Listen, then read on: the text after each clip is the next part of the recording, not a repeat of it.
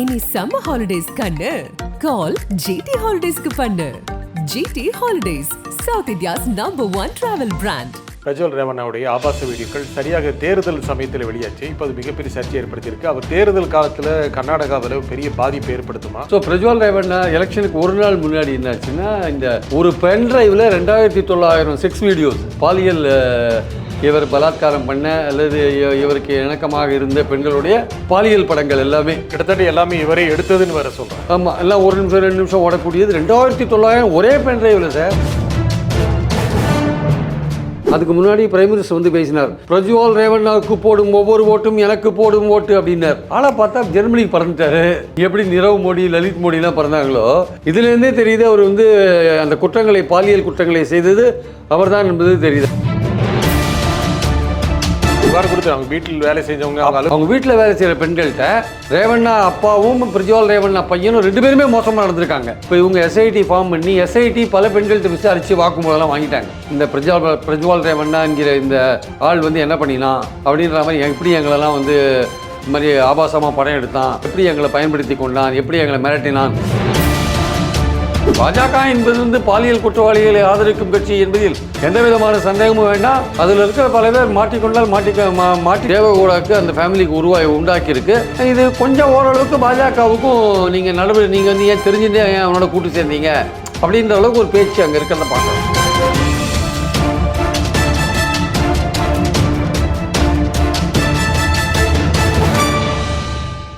வணக்கம் ஆகாயம் நண்பர்களே. கர்நாடகாவில் எம்பி பிரஜ்வல் ரேவண்ணாவின் ஆபாச வீடியோக்கள் ஏன் வெளியாயின? இதன் பின்னணி என்ன? இது ஏதோ ஒரு வகையில் பாஜக அணிக்கு சரிவை ஏற்படுத்துமா? இதை பற்றி பேசுவதற்காக பத்திரிகையாளர் திரு பிரியன் இங்கே வந்திருக்கிறார். வணக்கம் திரு பிரியன். வணக்கம் சார். கர்நாடகாவில் மதச்சார்பற்ற ஜனதாதள் HD தேவகவுடாவுடைய கட்சியுடைய எம்பி பிரஜ்வல் ரேவண்ணாவுடைய ஆபாச வீடியோக்கள் சரியாக தேர்தல் சமயத்தில் வெளியாச்சு. இப்போ அது மிகப்பெரிய சர்ச்சை ஏற்படுத்தியிருக்கு. அவர் கட்சியிலிருந்து நீக்கப்பட்டிருக்கிறாரு.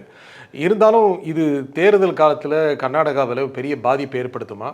ஏன் இந்த ஆபாச வீடியோக்கள் வெளியாயின? இல்லை, இந்த மாதிரி வந்து ஒரு தேர்தலில் நிற்க வேட்பாளர் அந்த தேர்தல் நெருங்கும்பொழுது அவர்களை பற்றிய ஒரு ஆபாச வீடியோவோ அல்லது அவர்களோட பழைய வீடியோ ஏதாவது சில தவறுகள் செய்திருந்தால் அதை காட்டுகிற மாதிரியான, இல்லை ரொம்ப மோசமாக பேசியிருந்தா, இல்லை அந்த மாதிரியான விஷயங்கள் ஏதாவது அப்ஜெக்ஷனபுளாக இருந்தால் அந்த மாதிரி வீடியோக்கள் பரவுவது வந்து ஒரு இயல்பான ஒரு விஷயம்தான். அரசியல் எதிரிகள் வந்து அதுக்கு தானே இருக்காங்க. ஸோ பேரை கெடுக்கிறதுக்குன்னு பண்ணுவாங்க. பட் ஆனால் இந்த மாதிரியான அந்த பாலியல் ரீதியான வீடியோக்கள் வந்து இப்போது சமீப காலத்தில் ரொம்ப அதிகமாக இருக்குது. ஈவன் தமிழ்நாட்டில் கூட சமீபத்தில் எலெக்ஷனில் ஒரு கேஸ் அது மாதிரி வந்தது ஆக்சுவலாக. ஸோ அந்த மாதிரி இருக்கும்போது கர்நாடகாவில் வந்து இந்த கேஸ் வந்து முக்கியமான கேஸ். ஆசன் தொகுதி வந்து சவுத்து கர்நாடகாவில் இருக்கிற ஒரு முக்கியமான தொகுதி. அது வந்து அந்த தொகுதியில் வந்து இவர் வந்து போன தடவை எம்பியாக இருந்திருக்காரு. யார்? இந்த பிரஜ்வல் ரேவண்ணா வந்து எம்பியாக இருந்திருக்கார். அவர் யாருன்னா வந்து தேவகவுடாவோட பையன் ரேவண்ணாவோட பையன் தான் பிரஜ்வல் ரேவண்ணா. இந்த பிரஜ்வல் ரேவண்ணா வந்து 33 வயசுலேயே எம்பி ஆகிட்டார் JDSல. அவர் வந்து பெங்களூர் இன்ஸ்டியூட் ஆஃப் டெக்னாலஜியில் BE படிச்சிருக்கார். அவரை வந்து களத்தில் இறக்கி விட்ருக்காங்க. வாரிசு அரசியல், எப்படி வாரிசு அரசியல் வாய்க்கிழியே எதிர்க்கிறாரில்ல மோடி, அந்த மோடியினால் கூட்டணி சேர்க்கப்பட்ட தேவகவுடாவுடைய பேரன் அவர். அங்கெல்லாம் வாரிசு அரசியல் வந்து மோடிக்கு கண்ணே தெரியாது அந்த இடத்துலலாம். அதெல்லாம் வந்து நல்ல அரசியல், தூய்மையான அரசியல் அவர் சொல்லுவார் அவர். ஸோ இந்த மாதிரி சூழலில் வந்து அந்த பிரஜ்வல் ரேவண்ணா இந்த வாட்டியும் எலெக்ஷனில் நிற்கிறார்.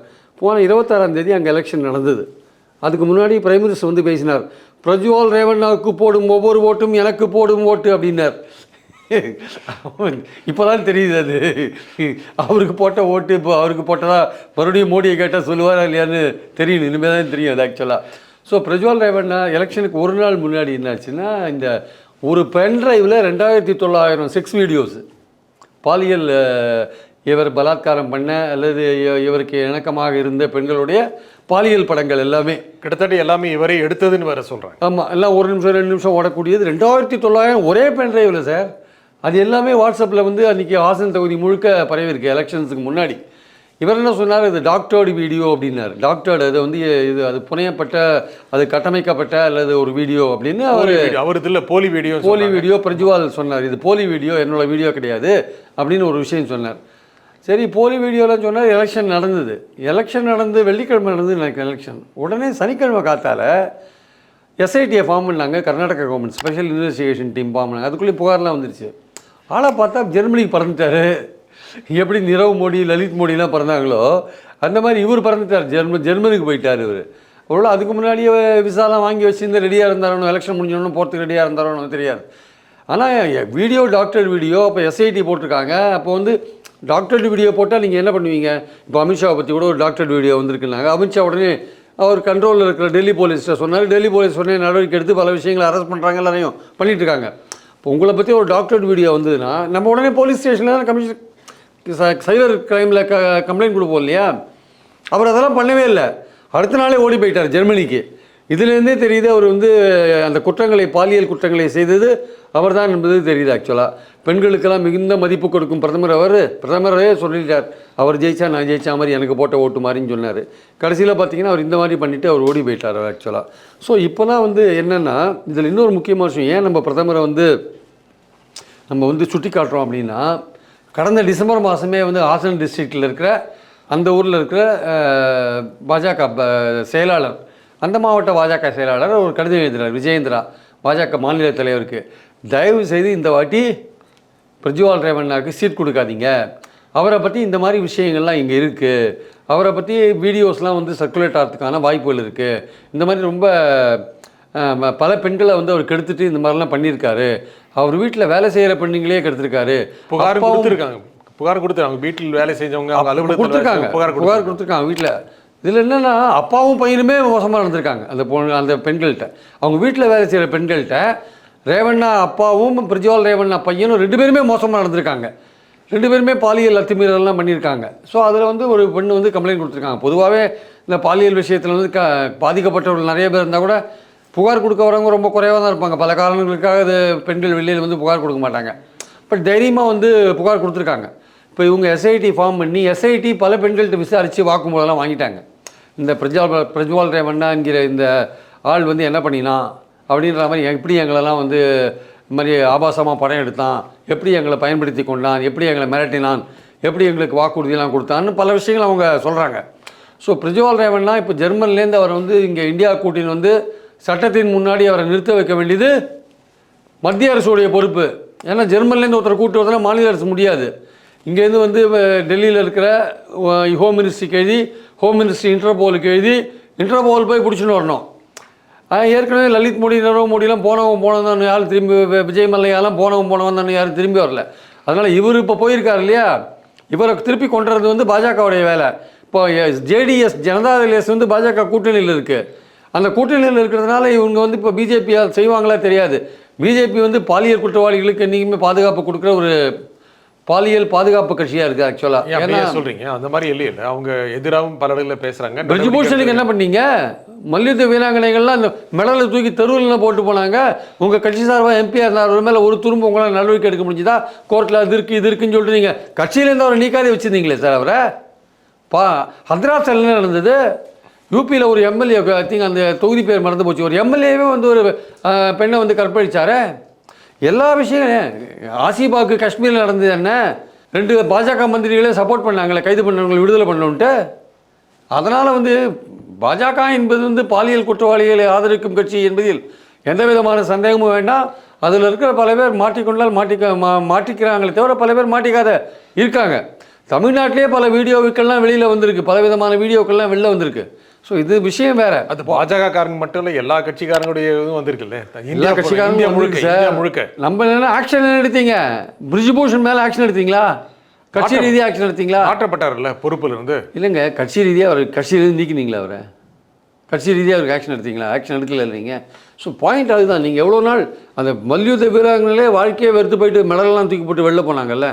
ஸோ இதுதான் வந்து இன்றைக்கி இருக்கிற நிலைமை. இந்த ரேவண்ணா, பிரஜ்வால் ரேவண்ணால பாஜகவுடைய இப்போ வர 7ஆம் தேதி அவர் பாஜக காரர் கிடையாது, அவர் வந்து மதச்சார்பற்ற ஜனதாதள்காரர். இதில் பாஜக எப்படி நம்ம இணைக்க முடியும்? பாஜகவோட கூட்டணி கட்சி தானே. அதனால் வந்து அவங்க ஆக்ஷன் எடுக்கலைன்னா பாஜக ஒரு ஜாயிண்ட் ரெஸ்பான்சிபிலிட்டி மாதிரி. நீங்கள் அதோ அந்த கட்சியோட டிசம்பர்லேயே தெரியும் இந்த மாதிரியான ஒரு குற்றங்கள் நடந்திருக்குன்னு தெரியல உங்களுக்கு. அப்புறம் ஏன் வந்து நீங்கள் அவருக்கு வந்து சீட் கொடுத்தீங்க? அது உங்கள் பாஜகலே சொல்கிறாங்கல்ல, லெட்டர் எழுதியிருக்காங்களே, அப்புறம் ஏன் அவருக்கு சீட் கொடுக்குற அளவு பண்ணி எப்படி கொடுத்தீங்க நீங்கள்? அப்புறம் ஒரு பிரைம் மினிஸ்டர் வந்து ஒருத்தரை பாராட்டி பேசுகிறாரு, ஒரு மேடையில் சில பேரோட பேசுகிறாருன்னா இன்டெலிஜென்ஸ் பியூரோ வந்து யார் யார் பேசுகிறாங்க அந்த மேடையில், அவங்க யார் யார் இருக்காங்க, அவங்களோட பேக் பின்னணி என்னன்றதில் விசாரிப்பான். முதல்ல விசாரித்து அதில் ஏதாவது குற்றப்பின்னணி இருந்தால் பிரைம் மினிஸ்டர் சொல்லுவான், இந்த மாதிரி ஆள் ஒருத்தர் மேடையில் இருக்காருன்னு. அப்போ பிரைம் மினிஸ்டர் முடிவு பண்ணுவார், வேணுமா வேண்டாமா அந்த ஆளோட இருக்கிறது மேடையில்னா அவர் முடிவு பண்ணுவார். அப்போ இந்த ஆளோட பின்னணி தெரிஞ்சிருக்கும்ல, எப்படி பாலியல் புகாரில் இவன் பாதிக்கப்பட்டிருக்கான், அங்கே இருக்கிற ஐபிக்கு தெரியாதா, கர்நாடகா ஐபிக்கு கண்டிப்பாக இன்டெலிஜென்ஸ் பியூரோக்கு தெரிஞ்சிருக்கும். அவன் சென்ட்ரல் கவர்மெண்ட்டுக்கு ரிப்போர்ட் பண்ணியிருப்பான்ல, ஏன் அப்போ அவர் மேடையில் ஏற்றி அவர் ஏன் கேண்டிடேட்டாக போட்டாங்க முதல்ல, அதையே அப்ஜெக்ட் பண்ணணும்ல. சார் வேண்டாம், அவர் மேலே பிரச்சனை இருக்குது, வேண்டாம் போடாதீங்கன்னு சொல்லலாம்ல. அந்த கட்சியோட உரிமை இல்லை, அந்த கட்சியோட உரிமையாக இருந்தாலும் நாங்கள் கூட்டணி கட்சி எங்களை பாதிக்கும். இப்போ எல்லாரும் கேள்வி கேட்குறாங்களா பாஜகவை நோக்கி, நீங்கள் மோடி தானே அவர் ஆதரித்து பேசினார், அப்போ உங்களுக்கு ஐபி உங்களுக்கு சப்போர்ட் பண்ண, உங்களுக்கு ஐபி இன்ஃபர்மேஷனே கொடுக்கலையா, உங்களுக்கு ஒரு ஆளை பற்றி இன்ஃபர்மேஷனே கொடுக்கலையா, அந்த ஆள் எப்படிப்பட்ட ஆள்னு உங்களுக்கு கொடுக்கவே இல்லையா? ஸோ பாயிண்ட் என்னன்னா, தேர்தல் நாளில் வெளியானது, தேர்தலுக்காக முக்கியமாக பாஜக மதச்சார்பற்ற ஜனதாதள் கூட்டணிக்கு ஒரு இழப்பை ஏற்படுத்தணும் அப்படிங்கிறதுக்கான உள்நோக்கத்தை கூட செஞ்சிருக்கலாம்ல. அவர் சொல்றாரு, டாக்டர் நீங்கள் சொன்ன மாதிரி மார்ஃப்டு அவருடைய தோற்றத்தை வைத்துக்கொண்டு வேறு ஒரு மனிதர் மீது அவருடைய முகத்தை வைத்துக்கொண்டு செய்தது அப்படிங்கிறார். அதற்கான விசாரணை நடக்கணும்ல. அப்படி இருந்தால் அவர் புகார் கொடுத்துருக்கலாம், எதுக்கு ஃபாரின் ஒன்றாரு, அவர் பேர் அவ்வளோ டேமேஜ் பண்ணிட்டாங்கல்ல. அவர் அடுத்த நாளாக என் ஃபாரின் விசிட்லாம் போக வேண்டிய அவசியம் இல்லை, இது நான் கிடையவே கிடையாது, நான் போலீஸ் கமிஷன் ஆஃபீஸில் போய் கொடுக்குறேன் புகார் கொடுக்குறேன்னு போயிருக்கலாமே, எதுக்கு ஜெர்மனிக்கு ஓடி போயிட்டீங்க, நேரம் வந்து புகார் கொடுக்கலாம்ல, ஜெர்மனிக்கு ஓடி போயிட்டீங்க. பட் இது அரசியல் ரீதியாக எவ்வளோ நீங்கள் பாஜக பாதிக்குன்றது ஒரு யோசனையான விஷயம். இரண்டாவது கட்ட வாக்குப்பதிவு நடக்க முதல்ல கர்நாடகாவில், அதை தவிர மற்ற இடங்களையும் சேர்த்து பார்த்தா ஒரு 5 கட்ட வாக்குப்பதிவு நடைபெறுவதாக இருக்குது. இல்லை அது வேறு இருக்குது, வெளி மாநிலங்களில் இது எவ்வளோ தூரம் போகும்னு சொல்ல முடியாது. பட் கர்நாடகாவை பொறுத்த மட்டும் 14 தொகுதிகள் ஏற்கனவே நடந்து போச்சு. அதில் கடைசி நாளில் தான் இது ரிலீஸ் ஆச்சு. ஆக்சுவலாக அது வந்து ஹாசன் தொகுதியில் எந்த அளவுக்கு பாதிப்பு, ஹாசன் தொகுதியிலே இவர் தோக்கிறதுக்கான வாய்ப்பு இருக்குது, இவர் தோற்றுருவார். அங்கே மொத்தம் தெற்கு கர்நாடகாவில் 6 தொகுதிகள் தான் இருக்குது சார். நார்த் கர்நாடகாவில் 19 தொகுதிகள் இருக்குது. அங்கெல்லாம் ஜேடிஎஸ்க்கு வந்து பெரிய வாய்ஸ் கிடையாது. போன வாட்டி அவங்க 2 தொகுதிகள் தான் வின் பண்ணாங்க. அங்கெல்லாம் வந்து பிஜேபிக்கு தான் செல்வாக்கு.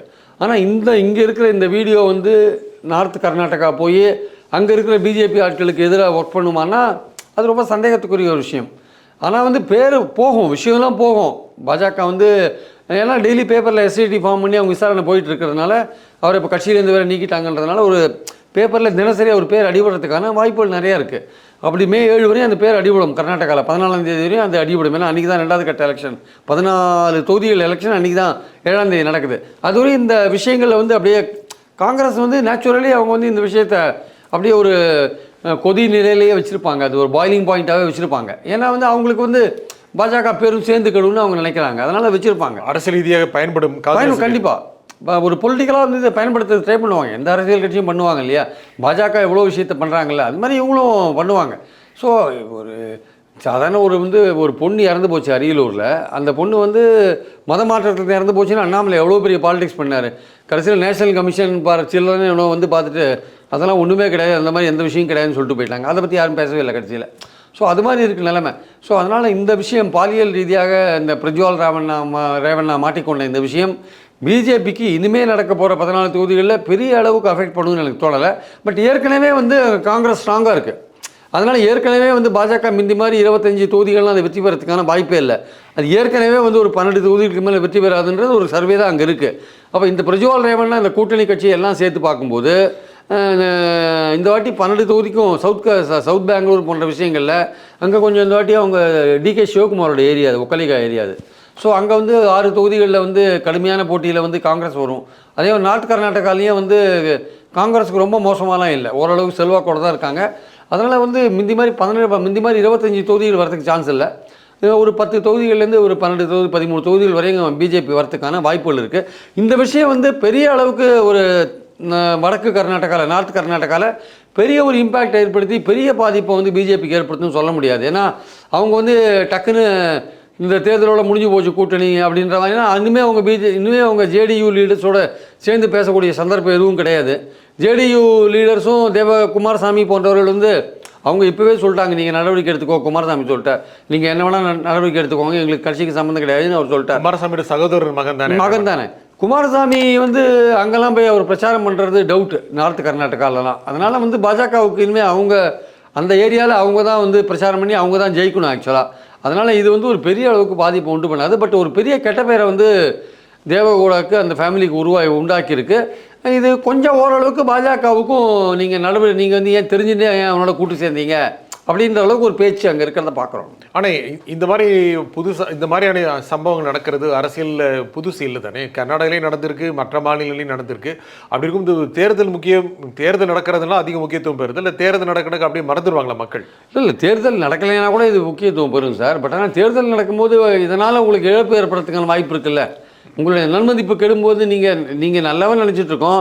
இந்த மாதிரி வீடியோக்கள் வந்து இவ்வளோ மோசமானவனா அப்படின்னு பெண்களாக நினைக்க மாட்டாங்களா? இல்லை பெண்கள் நினைக்கிறாங்களோ ஆண்கள் நினைக்க மாட்டாங்களா? ஏதோ பெண்கள் இப்போ நியூஸ் பேப்பர் படிக்கிற பெண்கள்லாம் இவ்வளோ படித்த பெண்கள்லாம் இவ்வளோ மோசமான ஃபேலோ ஆவேன் அப்படின்னு யோசிக்க மாட்டாங்களா? அது பிஜேபிக்கு ஓட்டு போடுற பெண்களாக இருந்தால் கூட, பிஜேபி ஆதரவாளராக இருந்தால் கூட, இவனுக்கு போகணுமா, இவன் இவ்வளோ மோசமான ஆள் இருக்கானே, இவனுக்கு போடவே வேண்டாம்னு முடிவு பண்ண மாட்டாங்களா?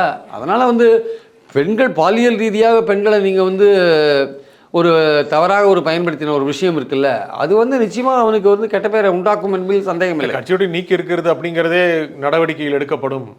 அது மட்டும் இல்லாமல் சிறப்பு புலனாய்வு குழு அமைக்கப்பட்டிருக்கிறதுனால உண்மைகள் வெளிவரட்டும் அப்படின்னு மக்கள் சமாதானம் அடைஞ்சிருவாங்களா? மக்கள் சமாதானம்லாம் அடைய மாட்டாங்க. அந்த நேரத்தில் வந்து மக்கள் யோசிப்பாங்க. அந்த ஆசன் தொகுதியில் நிச்சயமாக வந்து விஷயம் தெரிஞ்ச உடனே யோசிச்சிருப்பாங்க, இவ்வளோ மோசமானவனா இவன் அப்படின்னு யோசிச்சிருப்பாங்க. யோசிச்சு அவனுக்கு எதிராக கூட ஓட்டு போட்டுக்கலாம், சொல்ல முடியாது. அதனால் வந்து மற்ற தொகுதிகள் அது எந்த அளவுக்கு அஃபெக்ட் ஆகுன்றதை யோசிக்க வேண்டிய ஒரு விஷயம். பட் ஆசனில் வந்து கண்டிப்பாக நியாயமாக இருக்கிற ஒருத்தர் வந்து ஒரு லேடியோ ஒரு ஆண் வாக்காளரோ பெண் வாக்காளரோ கொஞ்சம் யோசிப்பாங்க, என்னால் அது இவனுக்கு நம்ம ஓட்டு பண்ணுமா, இவ்வளோ மோசமான ஆளாக இருக்கானே அப்படின்னு யோசிப்பாங்க.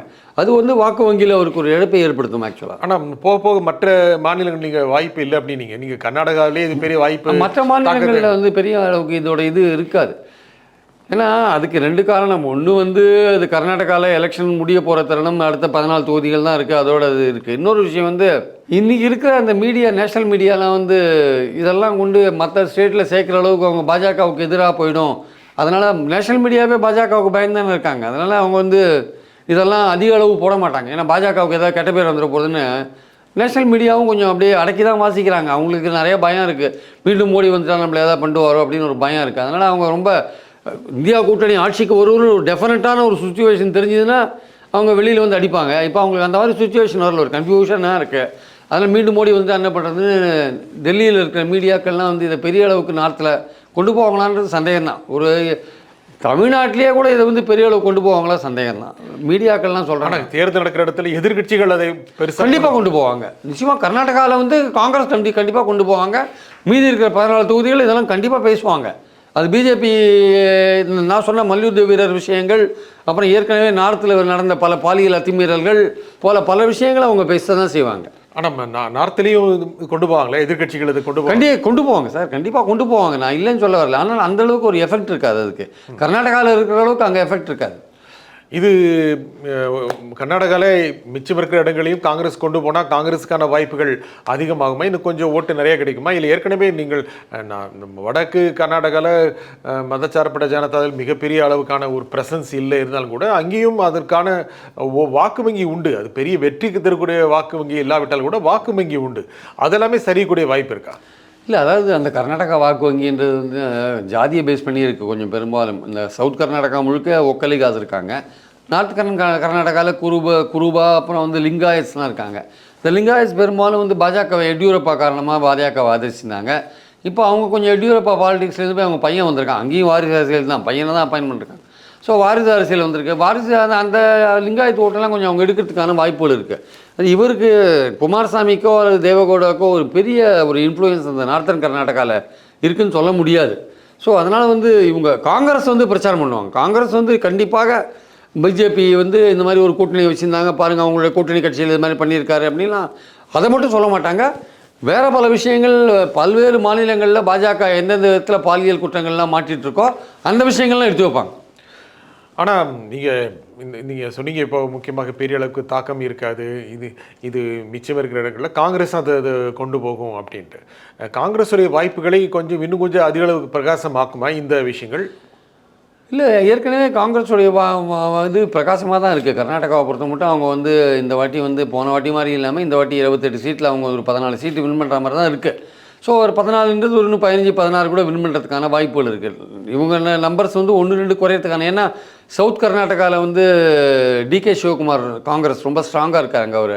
ஸோ அவருடைய பிரச்சாரம் அங்கே ஈடுபட்டதுன்னா அங்கே 6 தொகுதியில் வந்து அங்கே வந்து 6ஐயுமே வந்து இவங்க கைப்பற்றுறதுக்கான வாய்ப்புகள் இருக்குது. அதனால் வந்து சவுத் கர்நாடகா அந்த மேங்களூர் சைடு கோஸ்டல் கர்நாடகாலாம் கொஞ்சம் பிஜேபி செல்வாக்காக இருக்குது. உடுப்பி, மேங்களூர் போன்ற இடத்துலாம். அது வந்து அப்புறம் இந்த பக்கம் பார்த்திங்கன்னா ரைச்சூர் போன்ற இடம், அப்புறம் மகாராஷ்டிரா ஒட்டி இருக்கிற பெல்லாரி, பெல்காம் போன்ற இடங்கள். ஸோ கர்நாடகாவில் வித்தியாசமான பல ஏரியாக்கள்லாம் இருக்குது. பாஜகவுக்கு செல்வாக்காக இருக்கிற சில இடங்களும் இருக்குது, பாஜக ரொம்ப மோசமாக போயிருக்கிற இடங்களும் இருக்குது. அதனால் வந்து பாயிண்ட் என்னென்னா வந்து காங்கிரஸுக்கு ஸ்டேட் வைடாக ஒரு செல்வாக்கு இருக்குது, பிஜேபிக்கு சவுத் கர்நாடகாவில் பெரிய செல்வாக்கெல்லாம் கிடையாது. ஆனால் காங்கிரஸுக்கு வந்து ஸ்டேட் வைடாக இருக்குது, பிஜேபிக்கு நார்த் கர்நாடகா ஸ்ட்ராங்காக இருக்குது. அந்த இடத்துல இந்த விஷயங்களை கொண்டு போனால் அங்கே 1-2 இடங்கள் குறையிறதுக்கான வாய்ப்பு இருக்குது. இந்த விசாரணையெல்லாம் முடியுமா? உண்மையை வெளிவருமா? இந்த குற்றம் சாட்டப்பட்டவராக இருக்கும் பிரஜ்வால் ரேவண்ணா தண்டிக்கப்படக்கூடிய வாய்ப்பு இருக்கா, இல்லை குற்றமற்றவர் அப்படின்னு வெளிப்படக்கூடிய வாய்ப்பாவது இருக்கா? இல்லை, முதல்ல ஒரு எஸ்ஐடிக்கு முன்னாடி அவர் ஆஜராகணும் சார். நான் சொல்கிற மாதிரி இனிமேல் தான் வந்து அவரை பாதுகாக்க போகிறாங்களா இல்லையான்னு தெரியும். ஏன்னா ஜெர்மன்லேருந்து அவரை இந்தியா கொண்டு வரதுனா இன்டர்போல் உதவி தேவை. இன்டர்போல் நீங்கள் அப்ரோச் பண்ணணும்னா ஸ்டேட் கவர்மெண்ட் அப்ரோச் பண்ண முடியாது, மினிஸ்ட்ரி ஆஃப் ஹோம் அஃபேர்ஸ் மூலமாகவும் நீங்கள் போய் ஆகணும். மினிஸ்ட்ரி ஆஃப் ஹோம் அஃபேர்ஸ் எந்த அளவுக்கு வந்து இந்த ஸ்டேட் போலீஸுக்கு ஹெல்ப் பண்ணுவான், கர்நாடகா போலீஸ் நித்யானந்தாவே கொன்ற ஒரு ஹெல்ப் பண்ண மாட்டேன்றா சார். நித்யானந்தா கர்நாடகாவில் தேடப்படுற குற்றவாளி சார். அவனால் பிடிச்சிட்டு வரதுக்கு நம்ம சென்ட்ரல் கவர்மெண்ட்டு இன்டர்போலோட அசிஸ்டன்ஸை கொடுக்க மாட்டேன். சரியா, தனி நாட்டில் இருக்கார்ல. அதான் சார், அவன் கர்நாடகாவில் ஒரு மேலே சார்ஜ் ஷீட் நிறைய இருக்குது, அவரை வந்து பிடிச்சிட்டு வரணும். அது கர்நாடகாவிலேருந்து கேட்டதுக்கு அங்கேருந்து சென்ட்ரல் கவர்மெண்ட்லேருந்து ஆக்ஷன் இல்லை. சென்ட்ரல் கவர்மெண்ட்லேருந்து இன்டர்போலுக்கு எழுதி இன்டர்போலில் பிடிச்சி கொடுத்தா தான் உண்டு. அப்புறம் வந்து அவங்களுக்கும் நமக்கும் வந்து ஒரு அண்டர்ஸ்டாண்டிங் இருந்து ராஜ்ய உறவுகளில் வந்து ஒரு இந்த மாதிரி கைதிகள் டிரான்ஸ்ஃபர்லாம் இருக்கா இல்லையா, அதெல்லாம் இருக்குது. பல நாடுகளில் ஒருத்தர் அரெஸ்ட் ஆனாங்கன்னா அந்த மாதிரி விஷயங்கள் நிறைய இருக்குது. தனி நாடு கொண்டு முடியுமா இல்லையான்ட்டு நாடே வச்சுட்டாரு. அதாங்க, அதை கண்டுபிடிக்க முடியாதபடி இன்னும் கர்நாடகா போலீஸும் இருக்காங்க, மத்திய அரசுலேயும் இருக்காங்க, இன்டர்போல்லையும் இருக்காங்கன்னு நினைக்கிறேன். என்ன காரணம், இவ்வளோ ஸ்டேட் கவர்மெண்ட் கர்நாடகாலேயே இதை பற்றி கண்டுக்காத விட்டாங்களோ இன்னும் தெரியாது. அது ஏன்னா அது ஏதாவது ஓட் பேங்க்கில் அஃபெக்ட் பண்ணும். அவர் சாமியாராக இருக்கார், சாமியாரை பிடிச்சி போட்டால் ஏதாவது வந்துடுவாங்கன்னு. ஆனால் அவர் மேலே ஏற்கனவே பாலியல் குற்றச்சாட்டுலாம் நிறையா இருக்குது, அவரே பிடிக்காது இருக்காங்க இன்னும். அதனால் நீங்கள் கேட்குற இந்த பாலியல் குற்றச்சாட்டு, இந்த பிரிஜ்வால் வந்து முதல்ல எஸ்ஐடிக்கு முன்னாடி ஆஜராகி இது வந்து இல்லைங்க, இது டூப்ளிகேட் வீடியோ, இது டாக்டர்டு வீடியோ, இது வந்து மேனிப்புலேட் பண்ண வீடியோன்னு சொல்லி அவர் ப்ரூவ் பண்ண வேண்டிய கட்டாயம் இருக்குது. இல்லைங்க இது உண்மையான வீடியோ அப்படின்னு சொல்லும் பட்சத்தில் அவரை கைது பண்ணி சட்டத்தின் முன்னாடி நிறுத்த வேண்டிய அவசியம் இருக்குது. ஸோ அதில் எவ்வளோ தூரம் வந்து கர்நாடகா போலீஸ் முனைப்பு காட்டுன்னு தெரியாது நமக்கு. ஆனால் அவரை ஜெர்மன்லேருந்தோ இல்லை வேறு ஏதோ ஒரு ஊர்லேருந்தோ இங்கே கொண்டுறதுன்றது மத்திய அரசோட உதவி இல்லாத பண்ண முடியாது. இந்த நிகழ்ச்சியில் உங்கள் கருத்தில் குறுமையாக திரு பிரியன், மிக்க நன்றி. மீண்டும் ஒரு நிகழ்ச்சியை சந்திப்போம். நன்றி, வணக்கம். இனி சம்மர் ஹாலிடேஸ் கண்ணு கால் ஜிடி ஹாலிடேஸ்க்கு பண்ணு. GT holidays, south India's number 1 travel brand.